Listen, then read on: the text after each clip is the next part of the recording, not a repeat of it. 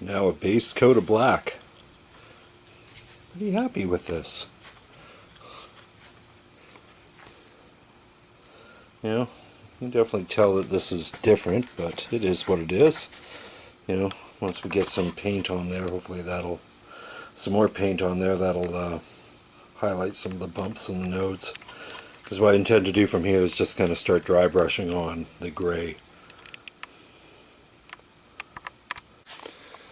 So first coat, base coat is black, flat black, and then this is a dry brushing of an olive green, a little darker than an olive green.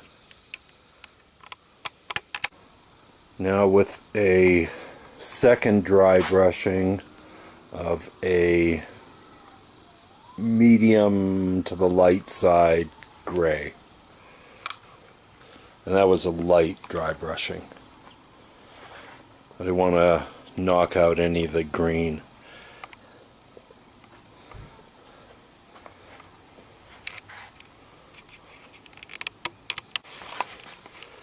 It's always cool when you see how the painting brings out the personality in the prop.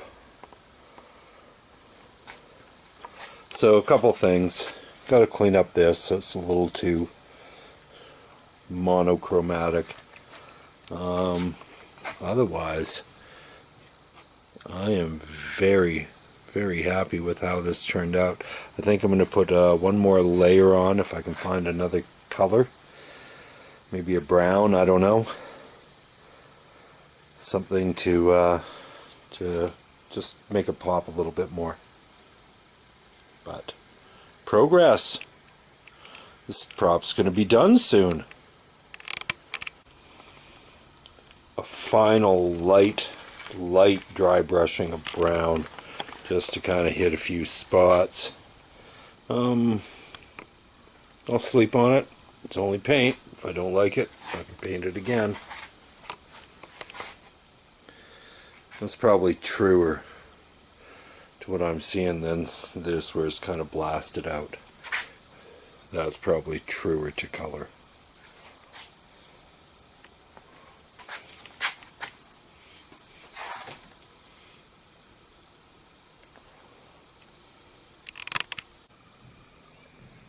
You know, the hardest part of this video series has been figuring out how to film this gargoyle without showing how frickin' messy my garage is.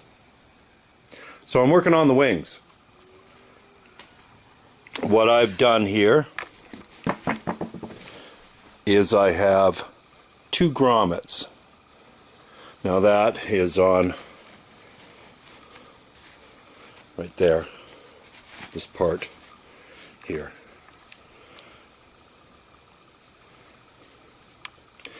Because that is a constant right there.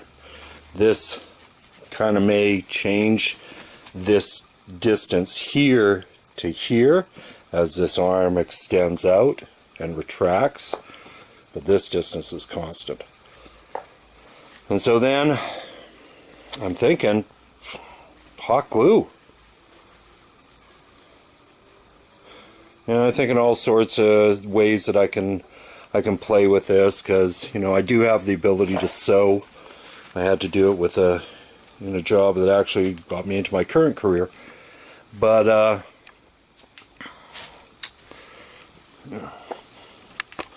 I'm thinking hot glue is probably the simplest and most effective choice. This, by the way, is I think some sort of a nylon. Actually, I'll tell you what this is. It's exactly what it is. Nylon crinkle black. And then I got grommets. A couple of packs of them.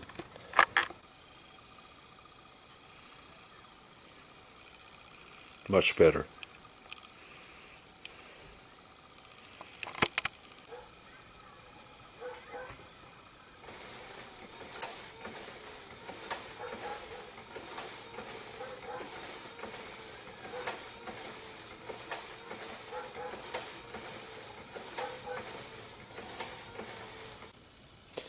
And now they're painted.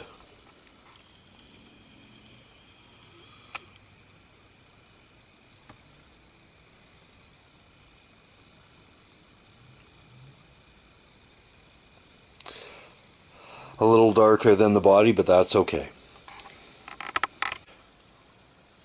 I realized I don't have any footage of how I painted the wings.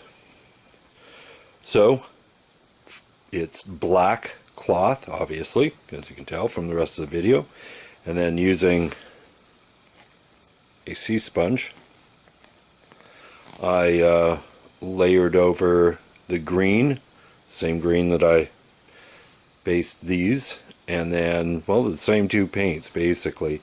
The one thing I did find, I had to lay on a lot more of the gray paint to get them close to the same color as the gargoyle itself. But I'm okay if the wings are a little darker.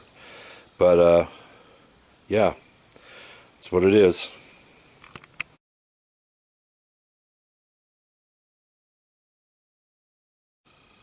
My cemetery sign, spelled correctly. I don't know if you can see underneath, but there's cabling. This allows me to electrically connect the two pillars. So the cabling is 110 volt. That's to provide power to both pillars. Then there's a, let me zoom in for you here. There's an RCA, that's for my lights. And then there's that speaker plug. And that is actually to go to the old gargoyle system. And I'm going to be leaving that in because it can still serve a purpose. But what I'm going to do now is I'm going to attach these. These are 14-foot extension cords I got from Walmart for $5. And cut the ends off, solder on some RCAs. That will provide all of the cabling requirements for the wings, specifically those wiper motors. That's 16 gauge wire, so it's going to be better capable of handling the current requirements of the wiper motor than something like this, which probably could. I've been able to use it in experiments, but I don't know if I'd want to run it all night. So I've changed the wiring a little bit on this to just reflect some of the ideas and some of the limitations of the system that I'm using. First thing is, even though I'd hoped to be able to run both of the gargoyles off of one computer power supply, there just isn't enough amps in the power supply to run them both. So I've now have a second 12 volt input. So this 12 volt will run pretty well everything. This one will only run this guy. So all it's doing is just feeding voltage to the second gargoyle. The other thing I've done, number 2, is the head turn. And what I've done is I've split them. So now one will, everything else here is joined, except for these I've had to split as well. But these two and these were all joined. And so what I've done is I've now split, so these two are separate, and I'm going to run the heads separately. Just that way, makes them look a little bit more normal. The eyes can run on one. The fire breathing will be all on one because I want them both to breathe fire at the same time. And I actually want them to flap their wings at the same time. But I figure they can both turn their heads randomly. So basically what I'm going to do is do just a random on time and random off time. So I'll give them like 6 or 7 just options that for times that it'll run. 2 seconds, 3 seconds, 5 seconds, that type of thing. And then same with the off time, 2 seconds off, 3 seconds off, 5 seconds off, something like that. That way they'll both be moving independent of each other and look like they're kind of randomly looking around. The other thing I did is made sure and connect up a ground to my trigger, just so it's important in DC to have all the grounds linked. So if I'm hoping that I can actually trigger these off of the witches, the